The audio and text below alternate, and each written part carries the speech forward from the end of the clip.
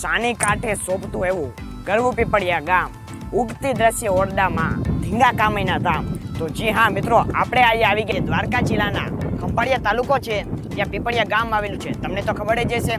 તો ત્યાં આપણે આવ્યા છીએ કામઈ માતાજીના દર્શન કરવા. મેં તમને આગલા સમૃદ્ધ ધામવાળા બ્લોગમાં કીધું હતું ને કે આપણે કામઈ માતાજીના મંદિરે જવું છે. તો ફાઇનલી મિત્રો આજે કામઈ માતાજીનો હુકમ થઈ ગયો છે. તો ચાલો આપણે સીધા કામઈ માતાજીના દર્શન કરીએ અને તમને પણ કરાવીએ. અને વાં ઇતિહાસ પણ છે, તેના વિશે પણ તમને જણાવશું. અંત સુધી બન્યા રહેજો, મજા આવશે.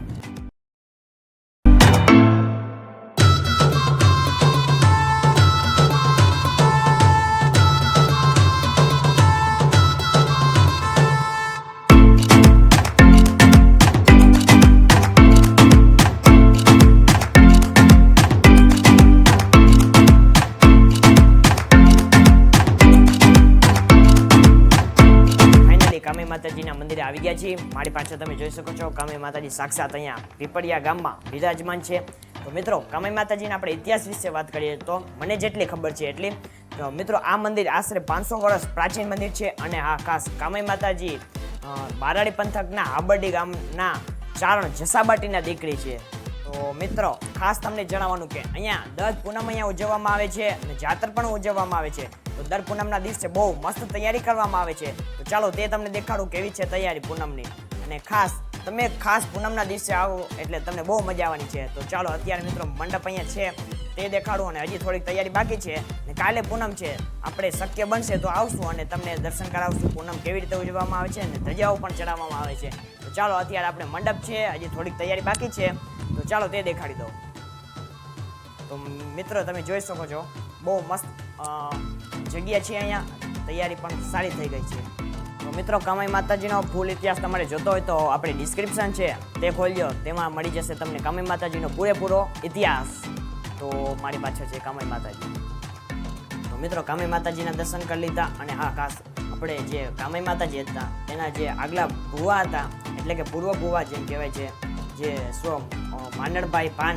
તો અહીંયા માનણભાઈ પાનની અહીંયા ખાંભી પણ છે, તે પણ તમને દેખાડું. અને માનણભાઈ પાનને આપણે દર્શન પણ કરશું. તો મિત્રો, આ છે માનણભાઈ પાનનો ફોટો, તમે જોઈ શકો છો. તમે ક્યારેક જોયું તો હશે.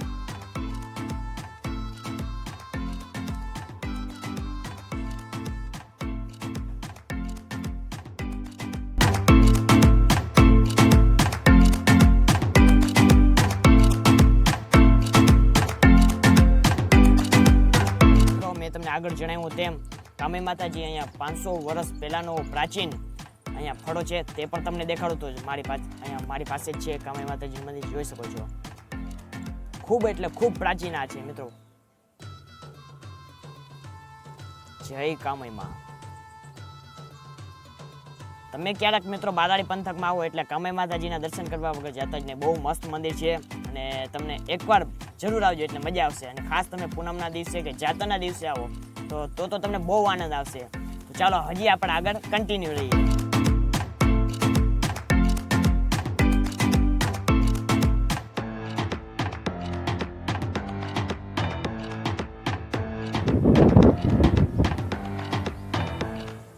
તો મિત્રો, અહીંયા મંદિરની સામે જ છે ગ્રાઉન્ડ, જ્યાં અહીંયા જાણે પરંપરાગત રાસ રમત હોય છે જાતરના દિવસે. બહુ મસ્ત જાતરના દિવસે અહીંયા આયોજન કરેલું હોય છે. અને ખાસ નવરાત્રિમાં પણ બહુ જમાવટ હોય છે. તો તમે એકવાર નવરાત્રિમાં પણ આવજો. તો ચાલો હજી આપણે મસ્ત લોબી પણ છે જે હમણાં જ બની છે. તો ચાલો તે તમને દેખાડીએ. તો મિત્રો, અહીંયા લોબી પણ છે. અહીંયા જમવાની વ્યવસ્થા હોય છે જ્યારે જાત્રા હોય છે ત્યારે. પબ્લિક બહુ ખૂબ થાય છે એટલે મિત્રો આ નોખો આપણે બનાવવું પડ્યું છે. તો તમે જોઈ શકો છો અહીંયા રમત પણ હોય છે, ચાની રમત. તો બહુ મસ્ત લોબી છે.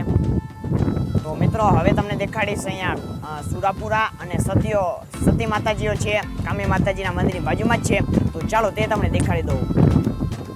દર્શન કરી લેજો મિત્રો તમે બધા.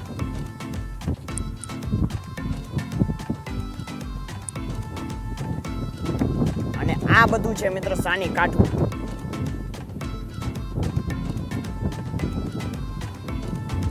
સાની કાંઠે શોભતું એવું ગરવું પીપળિયા ગામ, ઉગતી દ્રશ્ય ઓરડામાં ધીંગા કામૈના ધામ.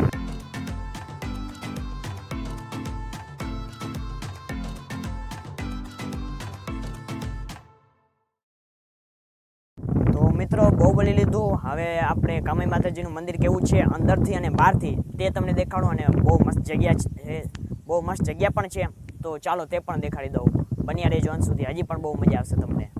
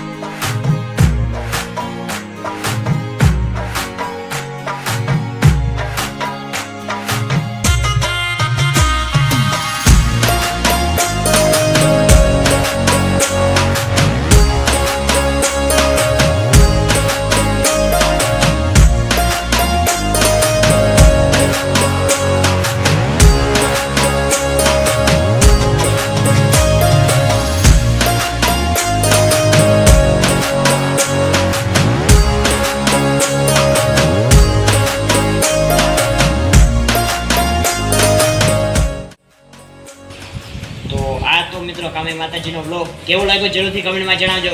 એકવાર કમેન્ટમાં જય કામાઈમાં લખી નાખજો એટલે મને પણ મજા આવી જાય. અને મળી આપણે એક આવા નવા જલ્દી નવા બ્લોગમાં. મિત્રો મેં તમને કીધું હતું ને કંઈક નવું આવશે, તો કામાઈ માતાજીનો બ્લોગ લાવ્યો, પછી સમૃદ્ધામનો બ્લોગ લાવ્યો, એટલે તમને કહું છું મિત્રો સબસ્ક્રાઈબ કરી નાખજો. હજી સબસ્ક્રાઈબ નથી કર્યું મને ખબર છે, તો અંત સુધી જોવા માટે ધન્યવાદ.